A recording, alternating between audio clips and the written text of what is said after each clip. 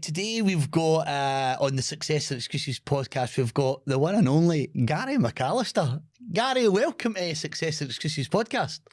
Thanks very much for inviting me. My absolute pleasure. So listen, let's get kicked off. As you see, you know, the podcast is about the business journey, you know, how we can make success or we can make excuses and through that journey. And I want to kind of keep it real. I want people to listen and go, God, I've been feeling that, I've experienced that. And you're in the kind of property world. So I think that's a really, really good place to start is tell us a wee bit about you in the business. So from the beginning, I wasn't that great at school, if I'm being honest. Guilty as charged. I wasn't great in school at all. I was more good in my hands, essentially. So I always knew that I wanted to work with my hands, and joinery was always the first thing that always came to my head. But I wanted to be a bit more creative with it as well. So I done a wee bit of art school, went to an art college before I became a joiner. Yeah. And the reason was because everybody was telling me, look, Gary, there's no money in joinery anymore, don't do it. So I'm like, right, okay, what do I do now? Right, I do still want to stick to the art, because my idea was if I become a joiner, I can start building movie sets and all that sort of stuff. Yeah, absolutely, yeah. And I was really interested in, it was a film geek. So more a carpenter than a joiner, really. Well, that's it. But you know what it is with Scottish trades, you're a carpenter and joiner. That's what you get trained in. Yeah. But I always wanted to be involved in property. Right. And that was one of my main goals. Cause you know what it's like for guys, for like the scheme, if you like, the one thing you always wanted was your own house. Yeah. And if I thought, God, I could own multiple houses. This is something that I could do for a living. Joinery was my way in as well. So after I'd done art for a couple of years, I eventually got offered an apprenticeship. So I was a wee bit older. I was about 18, 19 when I got that apprenticeship. And that lasted 4 years with a company called Krelling, but they're not about anymore. That's right, And I knew about what I was doing. I was thinking, I could do this myself. I know I could do it myself. It's pretty easy, hands-on. It's more the business side of it. I'm a tradesman, not a businessman. Yeah. And that's where the heartache comes when you own your own business. Absolutely. So essentially left school, became a joiner, and went straight into being self-employed after my time was out. And I've been doing that for around about 14 years, I think it is. I've been self-employed now. Recently went limited as well into my own limited company, took on an apprentice, trying to take on more staff, but like I'm saying, not a businessman, so still trying to figure that stuff out. Aye, absolutely. And you seem to learn the risks that you need to take. You learn the hard way. You do, and the only way you learn is by making mistakes. And I have made a lot of mistakes, and I'm still learning. So it's good. I'm the same, but I've made more mistakes than I've had successes. But it's because I don't let them hold me back, and I just keep pushing forward and I keep learning from them. And we'll talk about that in a minute. But I want to also rewind back. So we met each other a few years ago, through one of our training programs. That's right.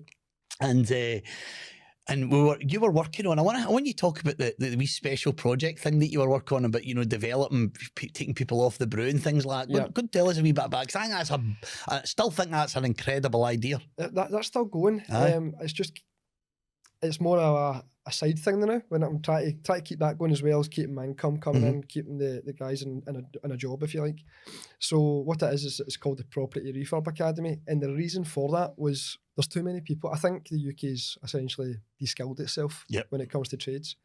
And I know I can't teach somebody to be a tradesman in a couple of weeks, but I can teach people certain skills where they can use that skill and make a living off it. So it started because I could then say, okay, I can help people maybe that are homeless. I can help people that are on the brew. I can help people that are wanting to reskill, or people that are coming out of the army. So it's more about helping people. I think you get more fulfillment from helping people than you do making money, if I'm being honest with you. I've noticed that the hard way. I really enjoy it. It's still something I'm struggling to. I want to get funding for people, because the people I'm talking about don't have the money to do these courses. Absolutely. So that's my biggest struggle now, is try to get funding for it. Monetising it, basically. How do you monetise it so that it's no somebody's, they're having to, all the investment themselves? Exactly, because they're still going to have to buy tools and invest in themselves after that. So I'm still at a part where I need to find the right connections, the right people that want to be involved in that, that can bring that to the company, if you like. So anybody listening? This man's looking for some support and some sponsors, because it is an incredible idea, particularly when you look at the CITB and the UK's house building forecast, right? Well, that's it. It's never going to happen.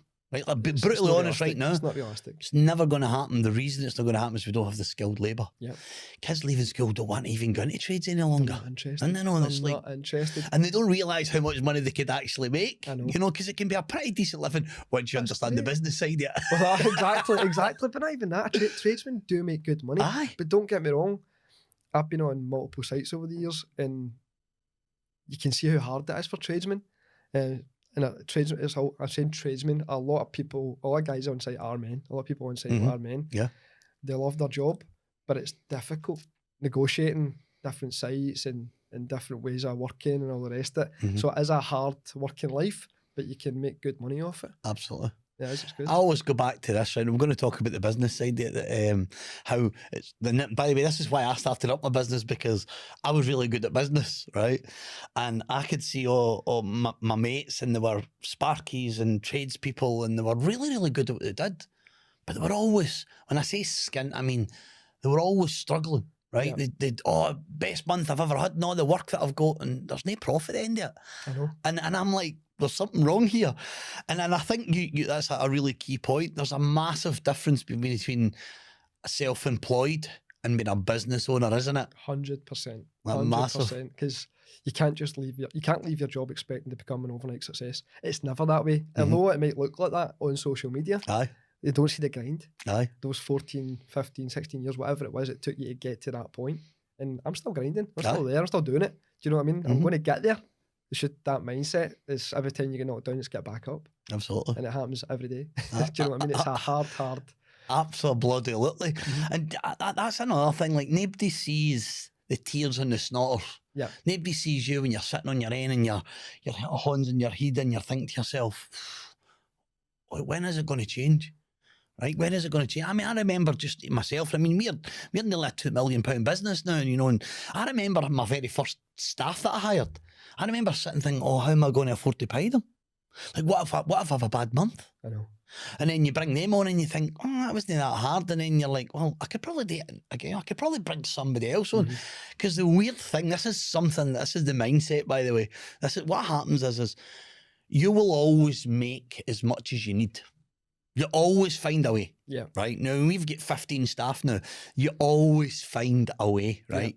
Yeah. Because it's almost like you have to. So you always find it. And I always think like that. I want to rewind back. So I remember just not that many years ago, maybe 5 years ago, I'm a big believer, right, in hiring people who are better than me, right? 100%. So hire a marketing company, because I'm not a marketing person. No, I've done it marketing. I've done everything. As you do when you start doing business, you do everything. And I remember I was about 4 years, I won't mention the marketing company, but I was about 4.5 years ago, maybe 4 years ago. And I brought in this marketing agency, and they promised me the world that we're going to do this and we're going to do that and going to do this. Now, my business relies on digital marketing, Facebook marketing, LinkedIn marketing. It's our biggest income by a country mile, right? It's Facebook and LinkedIn marketing, paid ads. And I remember bringing this new company, and I was trying to take the business to the next level. And they promised you the world, and they came in January, crap month. February was crap. March was crap. And I remember sitting in April and I'm thinking, the amount of revenue's taking this mass, because I don't see the revenue hit in January. If I have a bad January, I see it in March. Yep. If I have a bad February, I see it in April. So we're about 3 months behind a bad month. Yep. And I remember sitting in my dad's living room, right? And it was a Saturday afternoon, and it was me and Enos, and I was sitting talking to my dad, and he said, how's business? And I'm like, I burst out great. Really? I burst out. I was like, I just don't understand why companies can think it's all right. This is my baby. This is my business. They've got me in serious trouble here. How am I going to get out of this? Yeah. And people don't see that. So was it just out of curiosity? Was it they were just constantly doing bad, or was it just a time thing where it takes time to build that up? Do you know what I mean? I'm going to say no. It's not that. I'll tell you what it is. I'll tell you what it is. Some companies, see if they don't understand your target market, they're not speaking their language. Yeah. When I think about it, when you see an ad, if it's not in your language, if it's not in how you speak or how you think, You just scroll past. Of course you do. But as soon as it catches your eye because they're speaking to you, directly to you, Yeah. they're speaking your language, they're talking about what's keeping you up at night, Yeah. what do? You click on the ad. Of course you do. So it was, even though I was saying, but this is what we've done and this what works, we just need just to take it to the next level. It was they thought they knew better. Just weren't listening to you. Just weren't listening. Yeah. Aye. And by the way, that's normal for a marketing agency. Yeah. We've had a few, some of the largest marketing companies in the UK that we've worked with, and after 3 or 4 months, I've had to fire them and go back to our own in-house team because they don't listen. No, I get because that. they keep thinking they know your market better than you. Yeah. But I've been there, spent thousands and thousands on marketing companies, promising you the world, and don't get anything. I don't know why that is. Maybe I'm not giving them the right information, but I don't think it is that. Mm-hmm. I've been, because I'm still quite a small business, especially academy stuff. If anybody that messages me say, oh, I could do this for your company, I can do that for your company, I'll say, well, that's fine. Get me results first, I'll pay you for the results. Yeah. So if you can't get me results, you don't get paid. It's that simple. Absolutely. I do that with all the people I work with, even like my quantity surveyor as well. We'll work together. So instead of me paying him outright, we'll work together. We'll figure things out. I do it with all different people, different businesses. That's a good model to have, though. Especially when you're splitting small. the risk. Especially when you're small. So you split the risk, everybody gets a percentage. Aye. And if there's a marketing company that would do that with me, great. I just can't find one yet. Do you know what I mean? It's hard. I mean, I'm not saying every marketing company's like that, because they're not. Because there's some really good marketing companies out there. I've now almost just, so we've got 3 marketing people. I've actually got an ad out on LinkedIn for a marketing manager, 40 grand a year job, to bring somebody in that's got, a whack experience, to really, because we've got quite a young team in our marketing, is to really support them and, really give them, their knowledge and experience, because I'm now like, you know what, let's just keep it in-house. Let's just hire in an expert. On the payroll. You've got them 24 hours a day, 7 days a week. Well, all right, maybe no 24 hours a day, 7 days a week, but you've got them there full time. So I'm now in that mindset. I'm almost in the kind of I just feel like sometimes I've just gave up on marketing agencies. There's still a place for them, I've got to say. I'm not saying not all of them, there's still a place, but I don't really have the answer about why it happens. I just think if they, or here's another thing, right? I'm sorry we're talking about marketing. You need it in your business. You need it in your business. Here's if you're not marketing your business, you're not selling. If you're not selling, you're not making money. That's it, exactly. A lot of companies can come in, right? We've had a couple of companies in early years and they've come in and they've done really well. Right. And then month 3, month 4, month 5, and it just drops right off because they lose interest. So they're like, James is all right. We've got his business running now. And they're always putting their focus and attention somewhere else and they forget about you. So then you have to go to a marketing agency and say, oh, what about this and what about this and that's happening. I actually say to them, I'm the business owner. You should be coming telling me. Yeah. I shouldn't be coming telling you that my ads are not performing up, that our cost per leads, 50, 60 quid when it was 13, 14. You should be telling me. Of course. So that happens too. Anyway, off marketing. Off marketing. God, I don't know. I think we should keep talking about marketing. I know. I need some more of it. Because you need it. You need 100%. It. You need marketing. I mean, anybody listening, if you don't have a budget set aside for your marketing, you really, really need to be thinking about it. I mean, we have a percentage of our total revenue, and it's nearly 15% is our budget. Right, okay. So at 15% of every penny we make, 50% that's our marketing budget. Yeah. Aye, we've got a huge big spend in the business because it's really important. It's really important. If nobody knows about you, you can't make money. It's that simple. Absolutely. Anyway, back to you. So you're into property now. So kind of tell me, talk us through that journey, because you went from a tradesman into property, your wee academy's going. So give us a wee bit of... So property, like I said, it was something that I always wanted to get into. And I realised that I could do pretty much everything in a property. I could keep the cost down. So all I had to do was find the money, really, or save the money. And that's what I done. So I done both. I saved and I found the money to then buy my first investment at auction. Is that a good idea or not? But who knows? I bought a few at auction, made a couple of mistakes, always made money off it though. But it's that thing again, if you haven't got the experience, if you haven't been taught or learned anything, you're going to make mistakes. And I did make mistakes. I then did get educated around property as well. After that, things went quicker, moved quicker. It's that thing again, if you're getting educated, you're moving quicker, moving faster. Everything just seems to be a bit more streamlined. And that's where we're at now. So we're doing a lot better when it comes to buying and selling property. We're buying a lot more. We're selling a lot more. We're taking on a lot more investments like service accommodation, apart hotels, things like that. We've got one we've just purchased in Aberdeen. It's quite a big development for us when it comes to properties. So we're going to be starting that. Hoping to have it up and running for the latest July. Wow. You know what's going on at Aberdeen and there's quite a lot going on at Aberdeen, contracts wise. Absolutely. So that's what we're going to be targeting for that service accommodation. This is where the Academy also kind of struck a point for me when it comes to people that get into property don't really know how to price a refurb. Absolutely. And it's heartbreaking. I spent a lot of time at the start helping people, going to houses, helping them with their refurbs, just doing their first deal with them, things like that. And I very quickly realised I can't do everybody. It's taking too much of my time. My construction company's doing a lot more or a lot less work. It's failing essentially because I'm spending that much time helping other people. And I decided to use the Refurb Academy to help people price up property. Wow. So that is doing well. I've put it on a back burner now so I can take it all online. Yeah. So I've noticed that I'm only maybe getting 12, 13 people in a room, and everybody's not be able to make it because it's during the day. Yeah. People can't take the Thursday, Friday off, so I've decided let's just take it online. Yep. And the feedback that's my model. Exactly. That's my model. The feedback we're getting from it is amazing. It's great. It's just one of those things. I need to put my concentration into one thing at a time. Absolutely. So it will be, if anybody is interested in property, that's the way I'm going to be taking it all online. You'll be able to learn how to price a refurb. You'll be able to look for all the more specialist details, so like structural problems, asbestos, damp, all these sort of things that people are scared of. Yeah. And we can more streamline it, make it a bit easier for them. And what to look at for, I suppose, as well. That's what it's about. A lot of people, I don't know if you've ever had it before. Somebody sends you pictures and you're looking at it and going, what is that a picture of? They know what it is. They know where that picture came from. And I'm like, where is this picture? And like, oh, that's the corner of the ceiling. I'm like, all right, and what house and where? How much would it cost to replace this? I'm like, listen, we'll need to have a chat. Let's have a chat. I'll tell you how to go about it the right way and I'll tell you how to price it. And it literally they could figure a property out in probably an hour. Do you know what I mean? And get an idea of how much the budget's going to be for that property. Once you've got the knowledge. The refurb. Exactly, that's it, and experience as well. That'll come after you get the knowledge.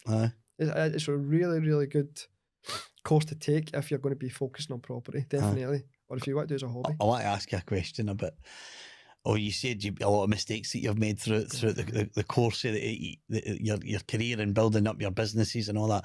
What's without getting into any detail, what's been one of the big things you've really you felt like running away? Have you ever had that, like you've just thought, I've had enough? Aye, oh God. All the time? Don't go into detail, I was going to say that. How do I even pick one? I think business is, what's the best word for it? Like I said, I'm a tradesman. It's fucking hard. It's hard. It's so hard. I've sat in the kitchen multiple times speaking to my wife. I'm like, I don't even know why I do this. Like, I'd be better just getting a job. Seriously, I'm like, why did I do it? And she's like, just Gary, you've done make 40, 50 grand a year. Just you're doing so great. See, sometimes I think if I didn't have those conversations with my wife, would I still have the mindset to carry on? I don't know, if I'm being honest. Listen, I teach it, Gary, and it's my wife as well. See, having somebody behind you believing in you and telling you to keep going. How important is that? So important, especially when you have got those hard days. And for anybody that's not in a business, there's more hard days than there is good days. Oh, yes. It's so difficult, especially if you're just learning. Step by step by those yourself. Early years, definitely. Especially early years. Now everything's a bit more accessible now. You've got social media. Do you know what I mean? You've got TikTok, you've got everything else. You can learn things a bit more quick and more easier. Sometimes you don't even need courses for certain things. You can pick it up if you know what you're looking for. Absolutely. But in the early days, you're just learning. You're just falling, getting back up, falling, getting back up, falling, getting back up. And you get to a point, you're like, okay, when does it stop? When do you stop falling? You don't. You're never going to stop falling. I've realised that. Do you know the magic? Do you know the magic though? This is experience. I think once you get over all the massive amounts of failures, like I mean, it's like I'm a very much of a.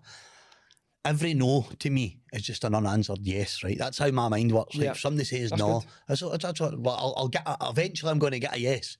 And when they say no, I'm just like, no, I'm not buying that. I don't obviously say it like that, but I'm not buying that. Yeah. Right? Because I know you need my help. You know, in my mind, that's what I'm like. Yeah. And I remember like, the amount of mistakes I made in the early years was incredible. But here's, I believe, the magic, right? I think success is a blueprint in business, right? I think it's like a blueprint. See, when you know how to build a business, you can literally go in and build any business, right? Because once you understand finance, once you understand your cash flow, once you understand people, once you understand how to be a proper leader, like for me, I'm now in a position, very, very fortunate position where I've got an incredible team. So in actual fact, there's days I still work 5, 6, 7 days a week. Sometimes I'm 7 days a week, depends on what's going on. You're always grinding. Constantly, I'm always listening to audiobooks. I'm always learning. I say is the key thing is I am always learning. But I have a belief, right, that it's actually in my book, Success Excuses, that knowledge is only power if you take action, right? There's a lot of people out there that are, I'm podcast, I'm doing this, but what are you actually doing about it? Anyway, back, I'm digressing. No, you're right though. You know, I think what happens in business, once you really understand the blueprint, how it all works, the marketing, the people, the right people, you're critical to have the right people. This is a really tough lesson I learned, is thinking you kind of, they're all right, you know, they get us by, they take pressure off me, but they're not a high performer. And then you've got other people in the business who are high performers. And that it's like an infection, right? It does infect other people in your team. That was a hard lesson for me, is if somebody's not up to scratch, they need to go. Like, it doesn't matter how hard it is, they need to go. 100%. So how I think it is, like, so you've got this is business, right, as you know, but see, once you understand that blueprint, it's much more it's a much smoother dips, peaks and troughs are much smoother. The peaks aren't as high, but the troughs aren't as low. You know, it's much smoother, and I think that is purely down to building a really, really good team, having people that you just know have got your back. Do you know what I mean? No, 100%. Definitely, I agree with that completely. And I think for any business owner, you've got to have that. But I think as well, it's hard to get to that point. Very. Because you need to pay their wages, like you said. Very and hard. That's the scary part for most people. I'm 8 years in, mate. We were 8 years 2 weeks ago. Yeah. Our 8th birthday. Well, that's that. So I never really had a desire to build a construction company. I told you the story. I wanted to own property. Do you know what I mean? I never had this desire to build a construction company, but I can see it slowly going that way because that's where my strengths lie. It is slowly going that way, but I do want to focus a lot on the property. But this is the entrepreneur side of it, right? And I don't like that word, right? I think it's thrown about too easy and it's a bit cheesy. But you get so many good ideas, don't you? You think you can do them all. That's how we think. You do. That's why we take the risk. It's constantly running. It's like 1,000 TVs in your head. But that's why we take the risk, though. An entrepreneurial mindset is somebody that sees an opportunity and takes a risk. And you're going to get it wrong sometimes. Oh, definitely. But this is where I see the academy. I definitely... Well, I was completely bought in it. I think it's an incredible idea. It is. It's great, and it's running, and it's got over 70 members in it. It's doing really well. It is doing good. We just need to focus more on that. And we need to find those right people that can help it, so they can bring that funding in to help more people. I imagine a good investment to allow you to bring somebody in to run the academy, or bring somebody in and do your other side of the business while you build the academy. But that's entrepreneurial mindset, isn't it? We're constantly looking. How things, everything I spoke about is all just the academy, really. It's construction and it's property. So it's everything that I love. And that's where the focus is going to be going, 100%. It's just slowly transitioning to that, and we're getting there. So I'm going to focus on that at some point. Just put it over here out the way, James, and now just so I can concentrate on the construction business. But like I was saying, it's getting those staff members. Nobody's going to know about any of the companies unless you've got the right advertising, unless you've got the right staff. And it's transitioning to start paying that staff. Who takes the hit? You take the hit. You have to take the hit. Exactly. You have to take the hit. A salesperson, you need to know, you know you're 2 or 3 months in the salary, 40 grand a year. Aye, You're yep. 2 or 3 months in before you start to see any return. That's it. You know, a lot of our staff are non-revenue generating. They do the job basically. So coaches and trainers and all these, everybody's on big sackers. They're all professional people. I mean, there's nobody in our business that's customer facing that aren't at the top of their game. That's it. So, and that all costs money. Yep. I mean, sometimes when I see my wife handles our accounts and all that, and sometimes I see the VAT bills and I see the marketing budget, and I just think to myself, well, I'm glad I don't deal with the money any longer, right? Because I think I would faint. Like, I'm not kidding you, the VAT bill, and I'm just thinking. But luckily, here's something that we learned, right? Here's about reading a book. So we were reading a book, it was about money, right? I can't remember what the name of the book was. And it's this guy who was teaching us about, what he does is he has different pots. So he's about 5 or 6 bank accounts. All right. So you've got, for the same business, so say Bank of Scotland, right? So you've got the money, the revenue, the money the bank that comes in, right? So the one you invoice for. And as soon as that money comes in, a percentage goes to your VAT. So the VAT comes straight away. Yeah. A percentage goes to your marketing pot. A percentage goes to your profit. So every single penny that comes in, 10% automatically gets taken off, and that goes into profit pot. So my wife splits all this money into all these wee pots. Yep. So the cash flow, and obviously we do cash flow forecasts, so we know every month.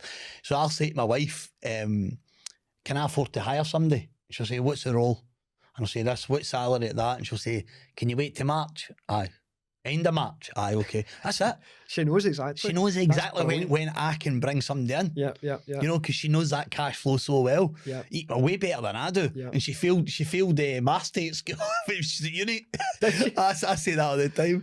Oh, I've got my CFO has failed her maths. That's brilliant. But she understands the business inside out because we built it. Exactly, that's it. You know, we built it. And I remember bringing her in, Gary. And I remember we were about 2 years into the business. And the business we're starting to really kind of pick up. You know, it's like the first couple of years are horrendous. Yeah. I think it was maybe year two into year 3. And I says to Ines one time, I says, honey, like, you really need to take more of a role in this, because I am swamped here. I'm struggling. I was doing the marketing, I was doing building all, because I build everything. So every training course we've got, or coaching portals, it's all built by me. They're built by me, my ideas. Yeah. I build everything, and I was drowning. And I said, I really need you to come in and help me, and at least deal with the invoicing and the finance stuff and the bank accounts. Can you help me? And just slowly, she's like, of course I can do that. So now she runs the business. Was that her background before she'd done that? No, my wife was in logistics, oil and gas. She worked in oil and gas company, same as me. Logistics. I remember listening. Logistics. Yeah. She was in logistics. It just shows you how quick you can pick things up, though. Absolutely. She just self-taught herself. Yeah. She self-taught herself on everything, on cash flow, educating herself, reading books, understanding it. Yeah. She still does, by the way. See your accountant, we've got a really good accountant. She still sits with her accountant at least once a month and says, we don't want to know after the fact. We want to know before the fact. Yeah. So she'll sit down and say, here are numbers and cash flow, and what are we looking like? How good are we? How does that look like for the next 12 months? What do we need to do different? She is on the ball. Mm-hmm. I mean, she is absolutely on the ball, man. It's fantastic to see it. See, that's one thing you don't really know about when you start business. See, accounts. Aye. Tax. Yeah. VAT. Made the mistakes. God, I'm making so many mistakes. I still make the mistakes. I remember my first VAT bill. I'm not getting any money. VAT scares the life out of me. Honest to God, I'm going to have to get that separate bank account and just keep it away. That's what I have been doing. I'm saying that's what I have been doing. Just like there's the VAT. So all the new bank accounts, you can just break it up inside the bank, can't you now? So it's quite good that way. I do the exact same thing now. And I've got one also says backup. Right. So I even put a wee bit in the backup just in case. Absolutely. I've been 100 times throughout this business career, if you like. I get a bill and I'm like, oh, geez, I need to pay that. And the money left. Maybe till my next wage comes in, or the next bill, or the next invoice comes in. Bang. You think you're doing all right, and another bill comes in. You're like, I need to pay that bill now. But that's my fault. Aye. I need to, 100%. I need to get the nut screwed on when it comes to all this. And this is something you don't learn. So if you are in business, This is what you need to start Gary, picking up on. honestly, all these you know how things. many business owners we work with.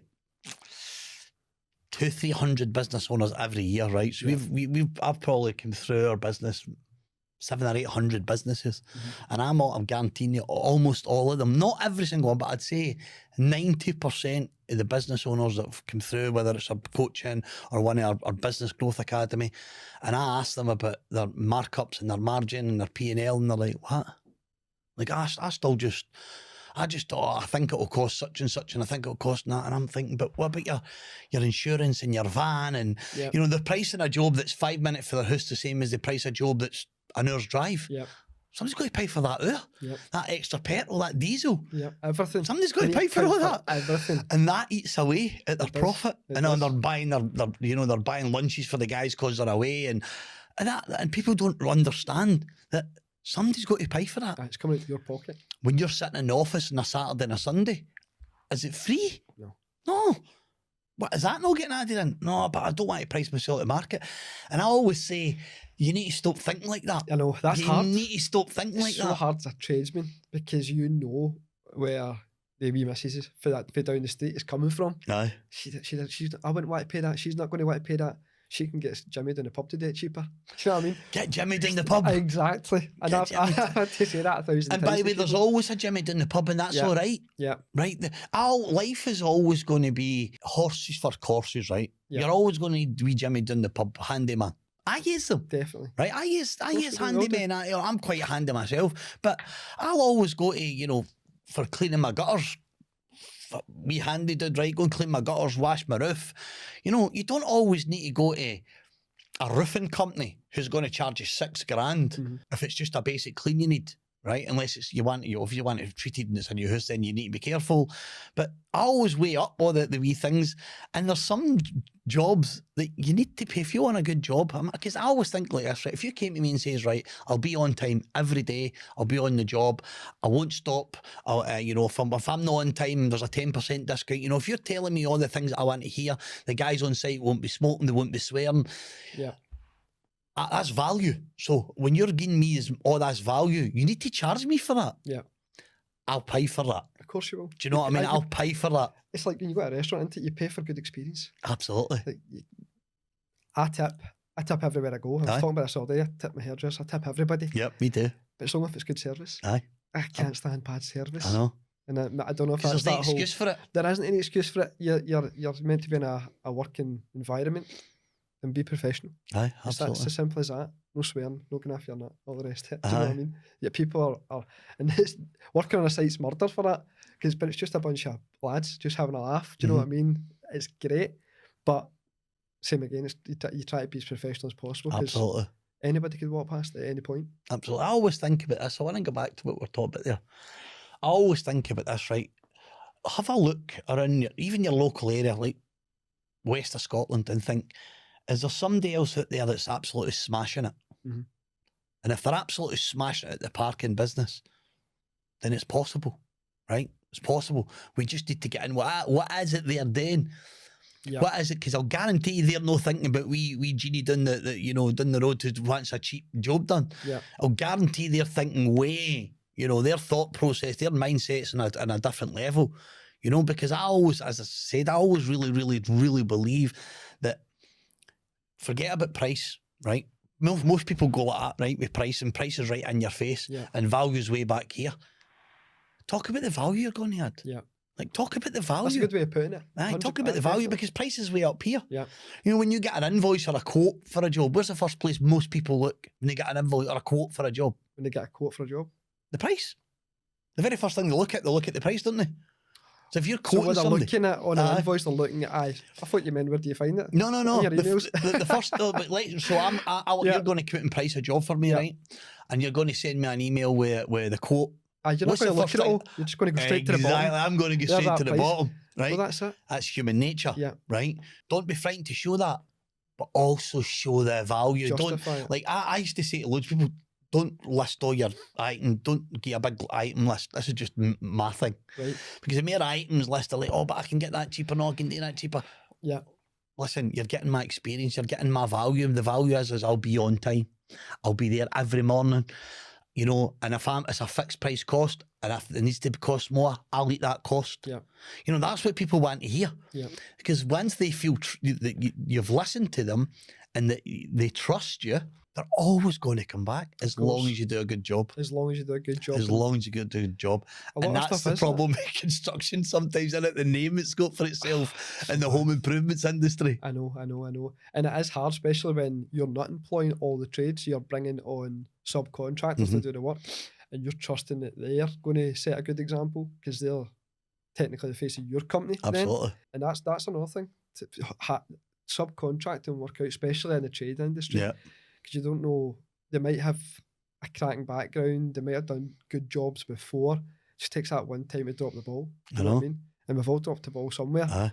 And especially if you're that busy or you're doing certain things, you can drop the ball and it could cause issues. Or a subcontractor's no turning up my Monday. Oh, God, and you've got the sparkies ready to go on a Tuesday, or the plasterer no turning up, and you're waiting for him to finish, and it knocks the whole job back. Sometimes weeks. It makes you look bad. It's happened to me. I don't like to say it all the time because I don't keep using the same guys that are constantly making me look bad and the company look bad.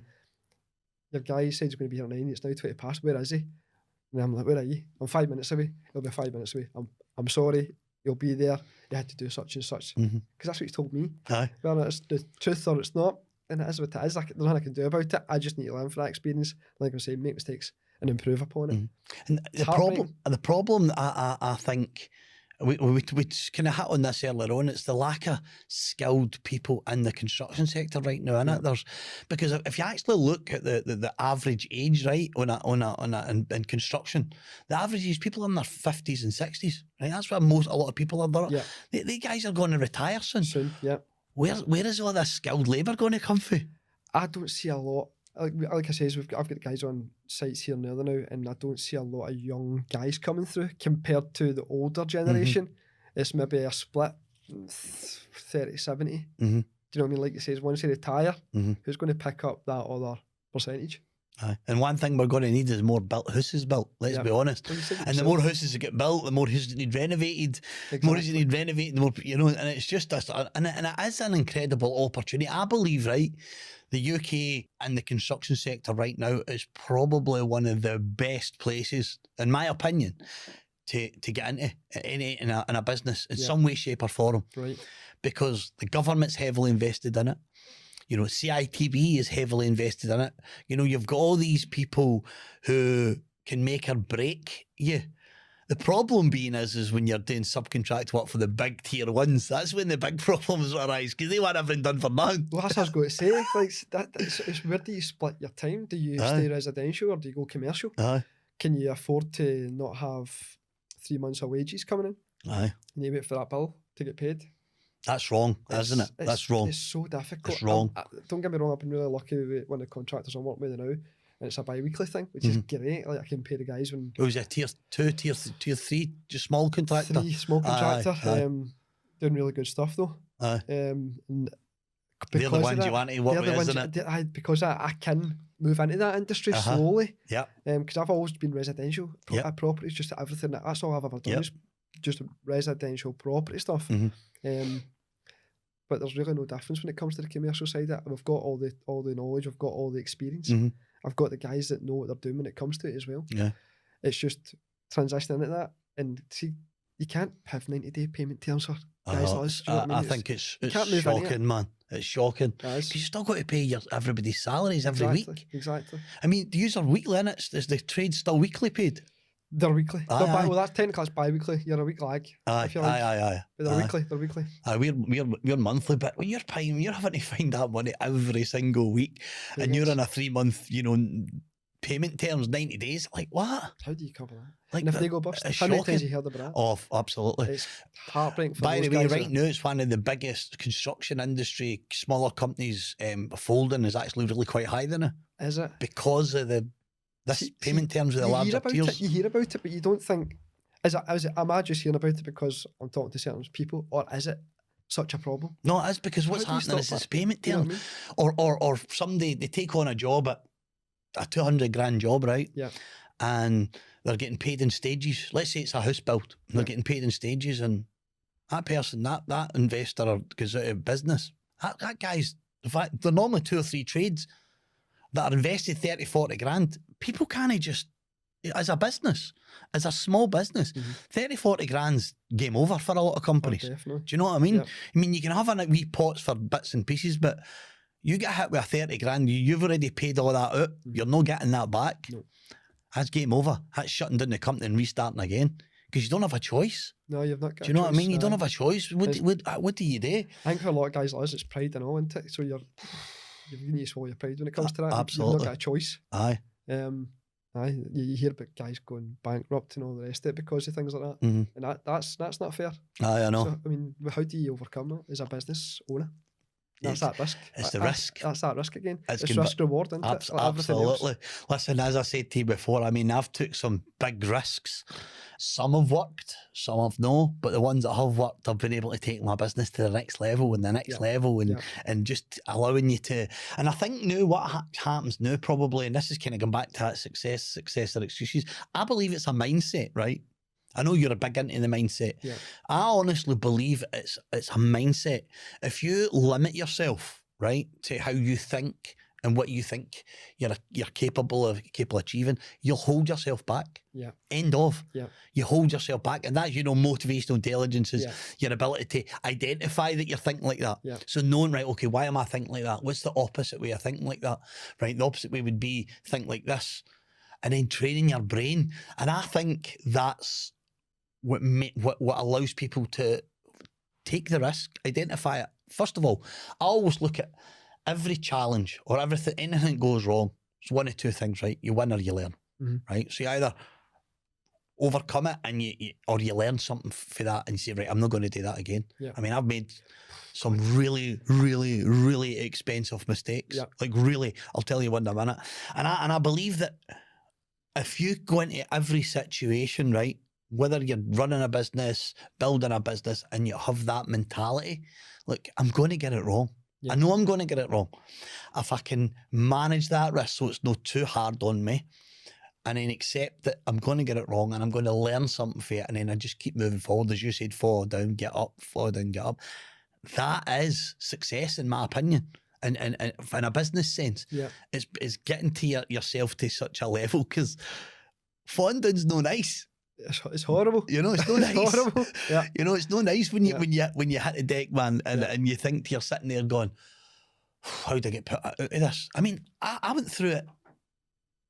Oh, it's July, August, September last year. Right, okay. I was like, I wanted to run away.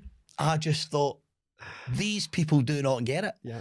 And I've said this in a few podcasts, and there was a guy that one of your directors, Stuart Mason. Right, yeah. Stuart Mason, who's built up a multi-million pound business and lost it all, phoned me up and says, James, he ripped me a new arse. He started the conversation with, James, I might not have a job after this, but I'm going to tell you anyway. Right, okay. And he ripped me a new arse because I was losing it, because I had these big dreams and plans, and I was pushing my staff too hard, and I was I don't know, taken away, and then when things weren't going to plan, I was pointing fingers and placing blame, and I never do that. And I was pointing fingers and I was placing blame, and I was giving everybody, you're shite and you're this and you're that, and you can cancel your holidays, you're not got. I was becoming this horrible leader. You see it. You see yourself becoming a monster. I couldn't see it initially. I couldn't see it because I was so, because I'm such a, this might sound the corny visionary, because I'm such a, like when I see it, I picture it crystal clear, like crystal clear. I know exactly what we're going and how I'm going to get there. Right? Everybody else might not know, but I know. And I think I've got the right team. And this is going back to building the right team. And I think you've got the right team. Now, I had the right team to build £1 million business. I didn't have the right team to build a £2 million business. Right. I've heard that 1,000 times. So that when we hit the 1.3 million last year, I had a team to do that. We were, I wouldn't say it was easy, but it wasn't as hard as it was in the first few years, right? But see, try to take the business for that 1 million to 2. Yeah. That's a different ball game. Step up. That's a different ball, and that's a big step, right? That's a different ball game. And I realised I don't have the people. They've not got my back.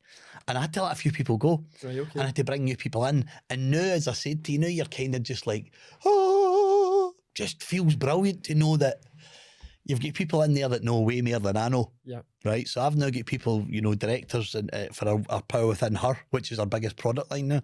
I've got directors in for our the Power Within. I've got directors in for our coaching side of things. And they've all ran businesses before. Right. So they've all had their own businesses before. Aye. Yep. And they're now in and they know. So now all I need is my guidance. Yeah. I don't really need guidance. Stuart doesn't need my guidance. I think I take more guidance for him. But, you know, so they only need my guidance now. And it just feels so much better. It feels, you know, it's such a good place to be. And hence the reason I can do a podcast now. You've got that wee bit more time. I've got a wee bit more time. No, that's it. It's all, technically, it was all you and Enos, right from the start. It's I think being able to step back and look at yourself. I do it all the time. I think I'm really aware of how I am. Mm-hmm. And people that are closest to me, I'm hardest on. Mm-hmm. Do you know what I mean? Absolutely. Especially in my business, especially in my apprentice. The probably days he's thought, why am I doing this? If he's just going to be like that with me. But it all comes from a good place. Absolutely. It does.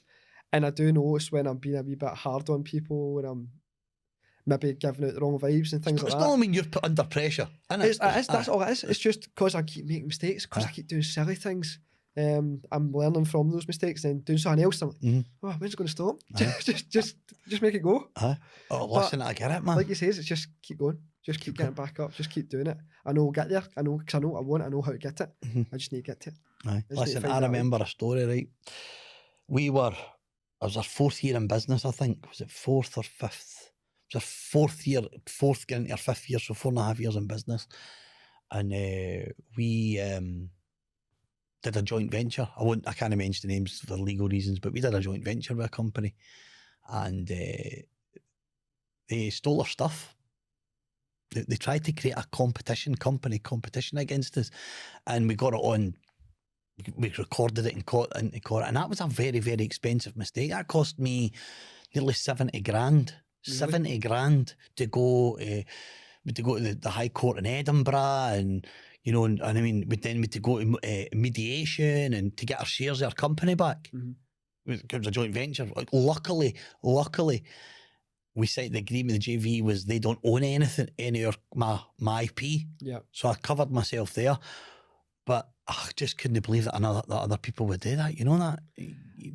And I'm thinking, trying to grow the business faster, bring in other people. And I've been there. I've had many joint ventures that I thought was going to work and they just didn't work.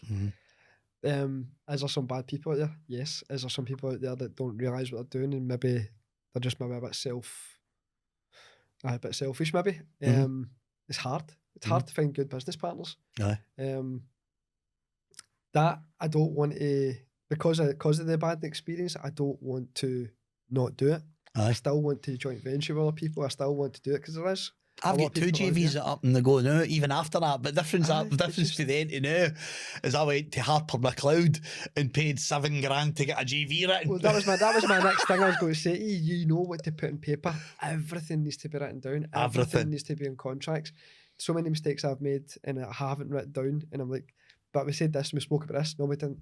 Because you've not got it written down. I can't prove it, so that's my fault. But I know what happened. Do you know what I mean? I can't prove it, so I'll learn from that. I'll put it in my terms next time. Absolutely. You know what I mean? Even extra works. Have you ever been stung with that? With people saying, "Oh, can you just stick this in? Can you just do that?" And it comes to the end, and you send them a bill. I never asked for that. Yeah. Do you mean? I always say to everybody, like in the earlier days when I used to do a lot of the business coaching, I say, put everything in an email and put at the bottom of the email, if you don't reply this, I'll take that as approved. Right, okay. Right, put it in an email and just on the bottom, after it, like this is a conversation we had, this is what we said, this is what we agreed, you know, as per, you know, blah, blah, blah. If you don't reply, then this is your acceptance. So, because you know how some people read it and go, I won't reply in a minute, and you're too busy. They're like, well, I never read the email. Well, I sent the email. And you read it. That can be taken to court. No. That email was sent to you. Yeah. You know, you've got a read receipt here. Well, it's all these it's all these things that you don't think about in the early days. This is what you're learning. This is the only way you're going to be successful, isn't it? Is if you just keep making mistakes. Guarantees, quotes, putting everything in writing. absolutely critical, and that was a mistake we made. We actually got a lawyer to draft up the original JV, Right. So where'd they go wrong? but it was hashy bashy, we'll call it, right? It wasn't a fancy lawyer. It was a we'll call it was a hashy bashy job that we thought was going to cover us, because you don't expect things to go wrong, so you don't That's it. build into for it to go wrong. No, I do. Of course you do. I do. You know, a JV is, here's the rules, here's where you fit in, here's your fiduciary duties, here's where we fit in. Really clear. Who pays for what, when it's to be paid for, what's the approvals. I mean, our JVs are absolutely crystal clear, and as soon as somebody moves it, they let, well, that's not the agreement here. Yeah, if you don't like it, don't sign it. And none of my IP is in any agreements, so they're almost like sales agreements. Right, okay. None of my IP is in there, because everything's built by me. Yeah. So the power within own every program, they own every, so any JVs, none of them own any content, like none. No, even if the content's created together. Yeah. If they come to me and a client's got a specific need and I build content, I still own it. Yeah. No, the GV. Yeah. That's written in. That's what you need to do. Yeah, that's written in. That's what I've noticed. You need to cover your back. Everything, man. Everything. And that is another thing for people, I suppose, listening. Always think what could go wrong and then plan accordingly. And you should always really think. And experience, I suppose, teaches you a lot of that now, isn't it? Yeah. Hindsight's a wonderful thing. Oh, it's a wonderful thing. So you need to contract everything, and it's not personal, it's just business. Aye. That's the way to look at it. Aye. Because you do feel bad, like, oh, can you sign that? Can you have a look at that? It's business. It's just business. Listen, it's just you've still got a mortgage to pay every month. Yeah. You've still got food to put on the table. You've still got your kids. You still got that. Absolutely. Exactly. You do need to look after number one. Absolutely. Of course you do. If you're not looking after yourself, how can you look after anybody else? I know, that's another thing I hear a bit on, and we'll wrap up in a wee minute. I hear a lot of business owners, right? Because there's a massive difference between a business owner and somebody who runs a business, right? A business owner, you need to be paying yourself. You need to make sure you get, I don't know how you feel about this, but I am, you need to be taking a salary out your business, right? A lot of people, we in the early days, we used to just take the minimum, 12.5 grand, and then we'd take our dividends. Now we don't. Now we take a decent salary because the rules have changed now. The dividends has changed. That's right. So we actually sat with our accountant and says, I want you to work out the exact sweet spot versus salary and dividends. And as soon as the salary you end up paying too much by taking too big a salary, or you end up paying too much a dividend, whatever that tipping point is, that's where I am. So both me and my wife are right on that tipping point. Right, okay. So we don't pay too much this way, we don't pay too much that way. If we go a wee bit higher in salary, we'll end up getting hit hard. Yeah. So we've got this really nice wee balance, because you've got to take a salary at your business, You've man. got to. You have to. You learn that the hard way again. Aye. Because I think you can be guilty for spending all your profits. Aye. And it's all justified in your head. Aye. Do you know what I mean? And a lot of people make that mistake. A classic example is people running about in flashy cars, right? This is success. Flashy car. Mate, or listen, a fancy watch. I could go and buy one. Like, what the... You know what I mean? Like, but I suppose the younger generation, though, thinks driving about in a Ferrari means you're successful in life. That's how people sell. And by the way, nice cars.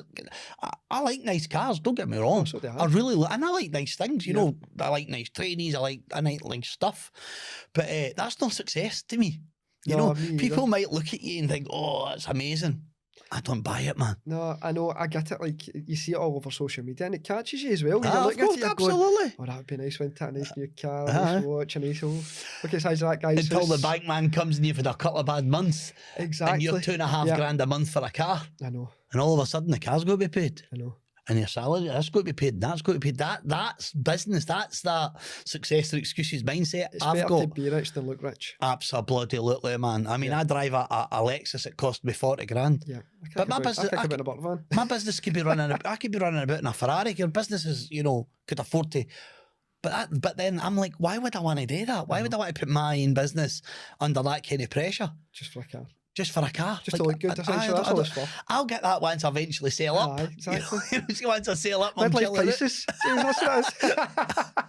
I'll do that then. Aye. I know. Listen, Gary, it's been an absolute brilliant chat. We're right at the end. Listen, before we go, first of all, if anybody wants to get involved in Academy or talk about an investment, how do they get a hold of you, first and foremost? So my socials are the best way to get a hold of me. or direct. I'm sure I'll be able to put it on somewhere. Well, I'll be on the podcast. Yeah. So that's probably the best way to direct. Yep. I would say, especially if the academy is something you're wanting to get into or something you would like to be involved in. Mm-hmm.